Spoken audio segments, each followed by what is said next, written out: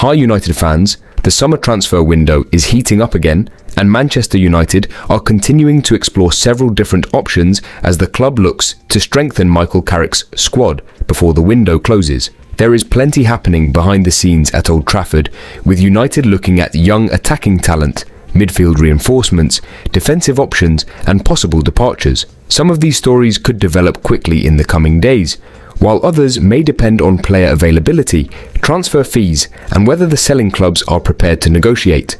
One of the latest names to emerge is Ibrahim Mbaye, with Manchester United reportedly opening discussions with Paris Saint-Germain over a potential move for the youngster. United are understood to be considering both a loan deal and a permanent transfer, giving the Reds different routes to bring the highly rated player to Old Trafford. However, if PSG decide to entertain a permanent sale, their reported asking price of more than 50 million euros would make this a significant investment. From my point of view, the interesting part of this story is that United appear to be looking beyond simply buying established stars. The club are also exploring young players with the potential to become major assets in the future. A loan could be the more sensible route if United want to assess Mbaye in English football before committing a huge fee.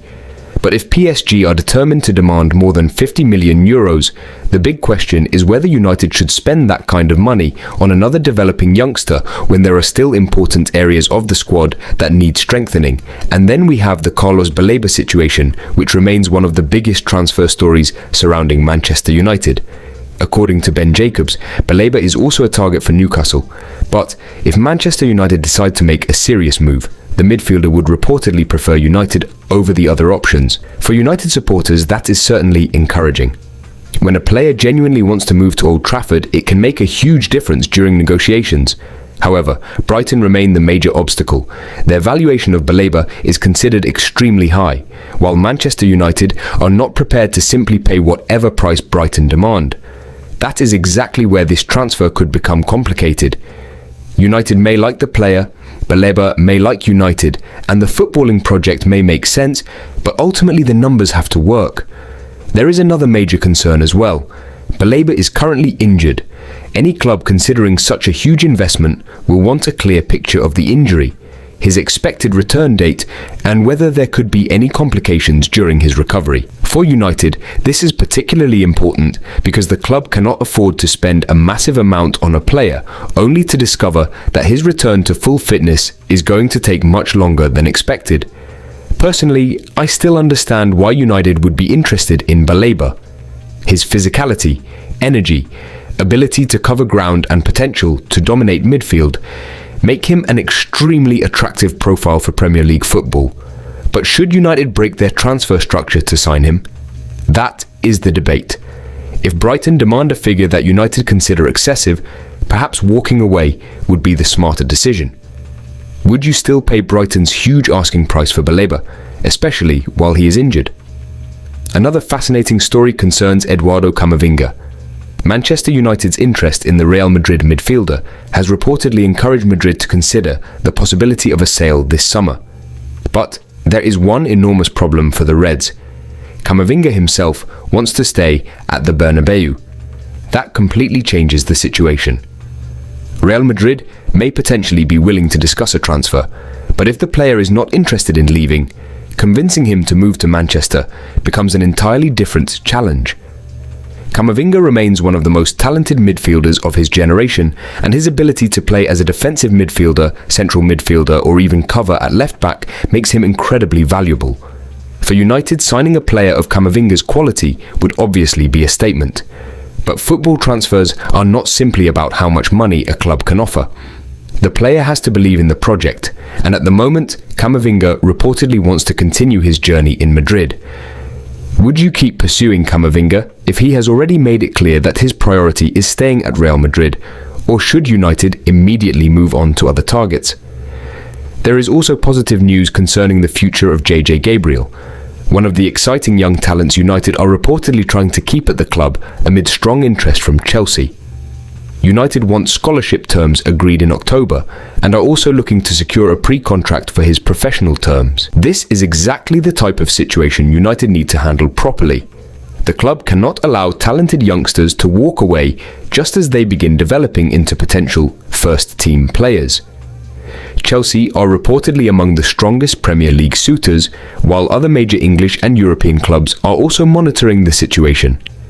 United's academy has historically been one of the foundations of the club, and protecting the best young players must remain a priority.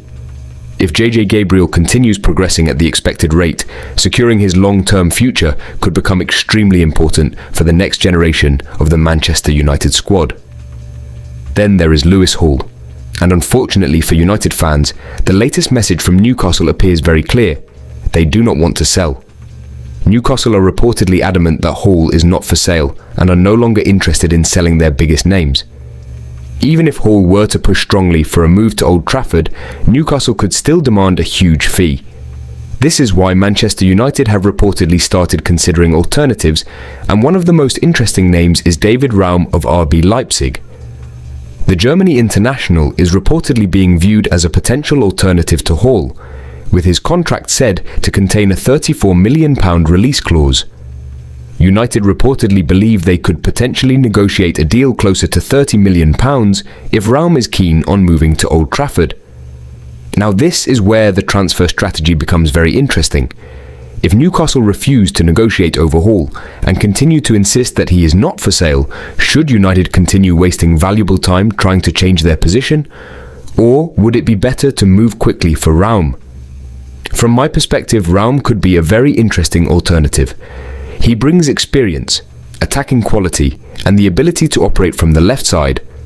If United can secure him for around £30 million, rather than spending an enormous fee on Hall, it could potentially represent much better value. Of course, the player must fit Carrick's tactical plans, but this is exactly why having alternatives is so important during a transfer window. And finally, we have the Joshua Zirkzee situation. Juventus reportedly really want Zirkzee and are exploring a loan deal that would include an obligation to buy. However, they would apparently need to sell a player permanently before they can proceed. From Manchester United's perspective, the club are reportedly very happy with Zirkzee and will not sanction a simple loan unless there is an obligation to buy at the end of the deal. I actually think United's position here makes perfect sense. If the club still believes Zirkzee can contribute, sending him away temporarily without a guaranteed permanent transfer would carry significant risk. United could potentially lose an important squad player for a season and then have him return without solving anything. At the same time, if Juventus are genuinely prepared to commit to buying him permanently after the loan, the situation could become much more interesting. The decision would ultimately come down to how Michael Carrick sees Zirkzee fitting into his system and whether the Dutch forward has a long-term role at Old Trafford. There is certainly no shortage of transfer drama around Manchester United right now. Ibrahim Mbaye and PSG, Carlos Balaba and Brighton, Eduardo Kamavinga and Real Madrid, JJ Gabriel and Chelsea, Lewis Hall and Newcastle, David Raum at RB Leipzig, and Juventus interest in Joshua Zirkzee. Every story has its own complications. The biggest question for me is what United should prioritise. Do the Reds need to go all in for a midfielder like Balaba? Should they continue dreaming about Kamavinga despite his desire to remain at Madrid? Is David Raum the right alternative if Newcastle refuse to sell Lewis Hall? Should United invest more than €50 million in Ibrahim Mbaye? And what should happen with Zirkzee if Juventus return with a serious proposal? One thing is certain. Manchester United cannot afford to make panic decisions simply because the transfer window is getting closer to the deadline. The club needs to recruit players who fit Carrick's football, strengthen the areas that genuinely need improvement, and protect the long-term future of the squad. For me, Balaba remains one of the most exciting possibilities if the financial conditions become reasonable, but United absolutely must avoid overpaying. Raum could be a smart solution at left-back if Hall is genuinely unavailable, while Kamavinga would be a dream signing but appears extremely difficult if the player is determined to stay in Madrid. Meanwhile, keeping JJ Gabriel should be treated as a priority because United need to continue producing and protecting elite young talent. And Reds, now I want to hear from you. If you were making the final transfer decisions at Old Trafford, who would you sign, Balaba or Kamavinga in midfield?